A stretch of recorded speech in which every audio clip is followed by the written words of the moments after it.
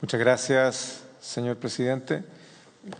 La verdad es que había pensado no intervenir en esta ocasión para justificar mi voto y seguir revisando antecedentes que me permitan resolver con absoluta y total convicción. Y antes de referirme al fondo de esta acusación constitucional,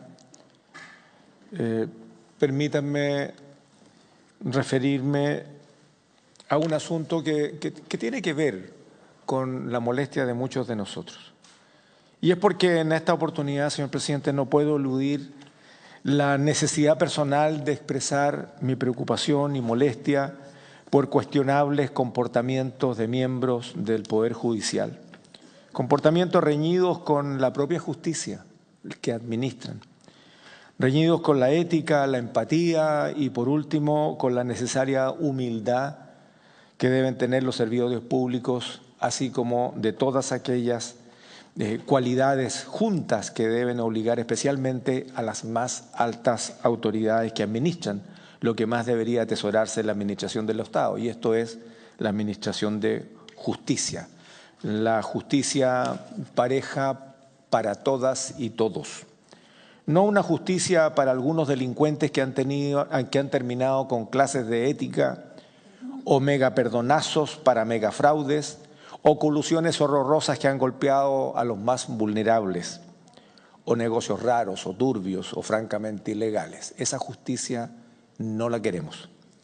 La ciudadanía hoy día, señor presidente, exige una justicia para todas y todos, con valoración del principio fundamental de que todos debemos ser tratados y medidos con la misma vara, especialmente cuando no se ha nacido con la misma calidad de cuna y oportunidades, o de una justicia que no puede justificarse a través de dichos populares que, por cierto, forman parte de nuestra cultura resignada a la desigualdad y a una realidad que nos golpea, y esto es: la justicia tarda pero llega, aunque sea la divina. Y eso muy tarde, presidente.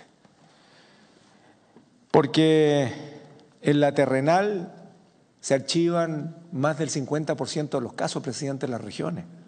O se denuncia poco, dado lo engorroso del trámite, o por la falta de fe de los funcionarios justamente en la administración de justicia, o por los altos costos de financiarla para obtenerla. Señor presidente, hoy me permito hablar desde la molestia también expresada por muchos ciudadanos por los graves casos de corrupción o asociaciones o acuerdos entre autoridades que se riñen, o están reñidas, digo, con todo estándar o norma ética. Hablo desde mi postura permanentemente asumida en contrario a la oscura o al menos opaca, en el mejor de los casos, tradición de procesos de selección y nombramientos y la carrera funcionaria en el Poder Judicial. Ministros, jueces, conservadores, notarios, abogados integrantes y otros tantos más. Hablo desde la incomodidad por la falta de humildad, empatía y esfuerzo de algunas altas autoridades instaladas en las lejanías de las alturas de su propio Olimpo. Hablo desde mi preocupación por la calidad de la administración de justicia en Chile, la justicia para unos y no para otros, el alto costo y el esquivo financiamiento de la búsqueda de justicia, de la oportunidad de la justicia, de la velocidad de la justicia, de la impunidad, cuando no se administra la plena justicia por quienes no la aplican. Hablo de la calidad de las instituciones, presidente, de todas, pero especialmente de aquellas de la mayor relevancia en la vida de las personas y del Estado, porque las instituciones claras en procedimientos, reglas y sanciones respecto de su funcionalidad, comportamiento de los funcionarios, son las que dan garantías de justicia y eficacia. En concreto y en lo que nos convoca, conozco y sé de la postura histórica del ministro Muñoz en materias materiales y humanitarias, y conozco sus fallos, lo hemos estado estudiando. Fallos que generan incomodidad en algunos sectores políticos o círculos de poder. Sé de los méritos intelectuales incuestionables del ministro Muñoz. También, debo decirlo, leí con estupor la imprudente entrevista en prensa del ministro Muñoz que se realizó en estos días. Creo que fue una imprudencia, fue un desafío.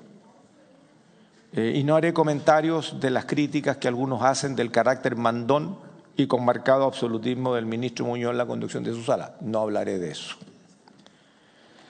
Por ello, señor presidente, respecto de la forma y fondo de la acusación constitucional en el capítulo 1 sobre notable abandono de deberes por anticipar un fallo en que produciría efectos patrimoniales importantes respecto de su hija, debo decir que los hechos que han sido latamente expuestos por acusadores y por defensa permite ver que toda acusación del presente capítulo descansa en una declaración jurada que relaciona a una funcionaria de una inmobiliaria, cuya declaración jurada no implica el contenido verídico de la misma. Y en el fondo se trata de un testimonio de oídas. Ni siquiera fue la señora Riquelme quien escuchó directamente la conversación que habría ocurrido entre el ministro Muñoz y su hija, sino que declara algo que un tercero habría dicho. Declaración que nunca pudo ser contrastada. A mayor abundamiento y según contan las conversaciones por escrito y los contratos firmados, las acciones que realiza en torno al negocio inmobiliario de la jueza Graciel Muñoz son contrarias a la declaración de la señora Riquelme. Por lo anterior, y usando un estándar probatorio muy bajo, no ha sido posible acreditar que el ministro Muñoz anticipó el fallo de su hija. Y en el capítulo 2, respecto de abandono por no ejercer funciones correccionales y omitir la denuncia de la falta de su hija, ya sabemos de qué se trata, no lo voy a repetir, y quiero citar lo que el abogado Correa dijo ayer, que las facultades correccionales corresponden a los tribunales de justicia y no a un integrante de esos poderes de forma particular. Y en este caso, aunque el ministro Muñoz hubiese querido ejercerla, no habría podido hacerlo directamente. Quiero decir que en este caso las facultades correccionales sí fueron ejercidas por el órgano competente, fue la Corte de Apelaciones de San Miguel, y se sancionó, débilmente, pero se sancionó. Y en resumen, se le exige al ministro Muñoz ejercer funciones que la ley no le concede, por lo tanto mal podría infringir una norma. En este contexto, presidente, y con ello termino, debo decir que con esto y dicho lo anterior, quiero insistir en cuál es el estándar de la conducta esperada por la ciudadanía de un país que espera una mejor y más oportuna justicia, que las instituciones de verdad funcionen y que no se dejen corromper o presionar o endiosar, y que las autoridades institucionales sean siempre lo que la ciudadanía espera y por lo que todos debemos esforzarnos.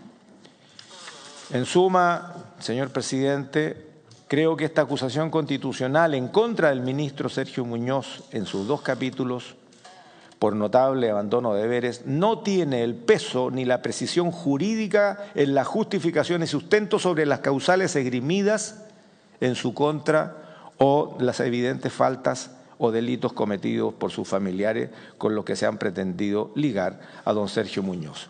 Por lo tanto, señor presidente, mi voto es en contra de esta acusación constitucional. Muchas gracias.